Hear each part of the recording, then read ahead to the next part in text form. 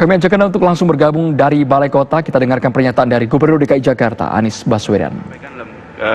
Kesempatan ini saya garis bawahi saja bahwa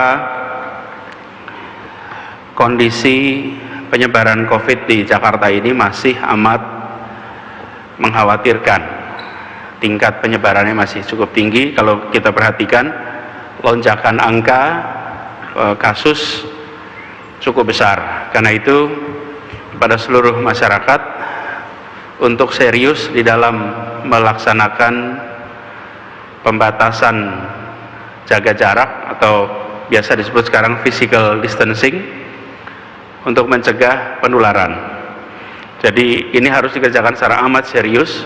Kemudian di Pemprov DKI Jakarta juga secara khusus memberikan instruksi kepada para ketua RT, RW, Dasawisma PKK dan kader PKK untuk melakukan identifikasi atas kelompok masyarakat yang rentan bila tertular COVID-19. Mereka adalah warga lanjut usia di atas 60 tahun, kemudian penyandang juga penyakit-penyakit bawaan, misalnya ada diabetes, ada penyakit jantung, ada penyakit paru, ada penyakit tekanan darah tinggi, itu diantaranya, ada lagi sebagian. Jadi mereka bertugas untuk mengidentifikasi di lingkungannya, lalu secara khusus melakukan sosialisasi cara-cara mencegah dari penularan. Dan ada sebagian dari lansia yang tinggal sendirian tanpa didampingi oleh keluarganya. Di situ harus ada pendampingan khusus, dan kita sudah sampaikan kepada para ketua RT, RW untuk bisa memberikan dukungan agar mereka bisa tetap bertahan di rumah tanpa harus pergi keluar. Kenapa ini juga saya sampaikan? Karena selain data jumlah kasus yang disampaikan resmi oleh Kementerian Kesehatan, Pemprov DKI Jakarta juga memantau data dari Dinas Pertamanan dan Hutan Kota. Ini adalah dinas yang mengurusi pemakaman. Di bulan Maret ini terjadi pemulasaran dan pemakaman dengan menggunakan protap COVID-19. Protapnya itu antaranya bahwa jenazah dibungkus dengan plastik, menggunakan peti, lalu harus dimakamkan kurang dari 4 jam, lalu petugasnya menggunakan APD. Sejak tanggal 6 itu mulai ada kejadian pertama, sampai dengan kemarin tanggal 29 itu ada 283 kasus.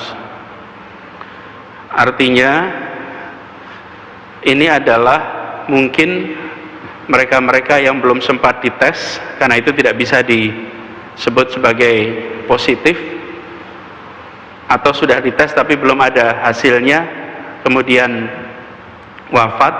Ini menggambarkan bahwa situasi di Jakarta terkait dengan COVID amat mengkhawatirkan. Karena itu saya benar-benar meminta kepada seluruh masyarakat Jakarta, jangan pandang angka ini sebagai angka statistik.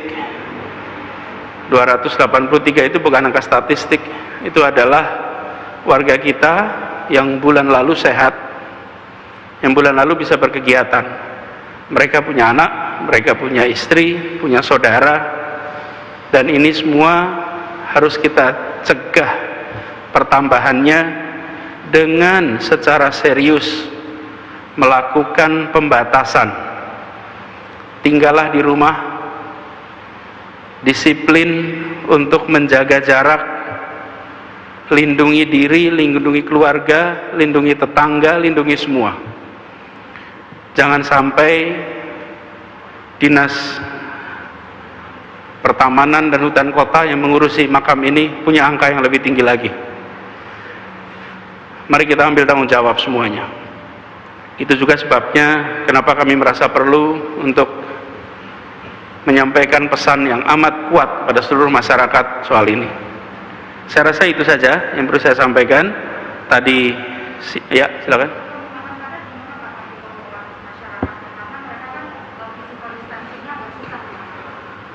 Ya, jadi disitulah sebabnya dari awal kita sampaikan bahwa bila kita berbicara tentang menjaga masyarakat, deteksi awal itu dibutuhkan.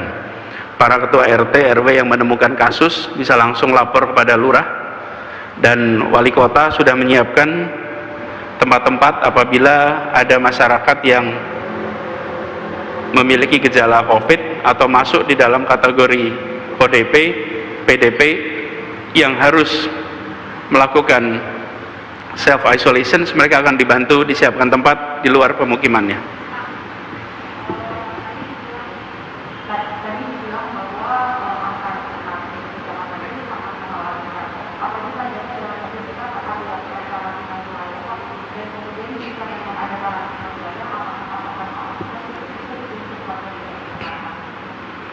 Ya, keputusan mengenai karantina wilayah itu ada di kewenangan pemerintah pusat. Kami di DKI Jakarta memang mengusulkan itu, kami menyampaikan surat terkait dengan itu, dan di dalam usulan kami menyebutkan ada beberapa sektor yang harus tetap bisa berkegiatan. Pertama adalah energi, yang kedua adalah pangan, ketiga adalah kesehatan, keempat adalah komunikasi, dan kelima adalah keuangan. Itu yang kita pandang perlu mendapat perhatian. Tentu akan ada sektor-sektor esensial lain. Jadi ini contoh saja 5, tapi tidak terbatas 5. Artinya kebutuhan-kebutuhan pokok dan lain-lain tetap harus bisa berkegiatan seperti semula. Jadi 5 itu esensial: energi, kesehatan, pangan, komunikasi, dan keuangan. Kenapa? Kalau langkah, kita menyiapkan semua skenario. Kita siapkan semua skenario. Hari-hari ini kita mengatur itu semua, termasuk menyusun distribusi logistik untuk masyarakat.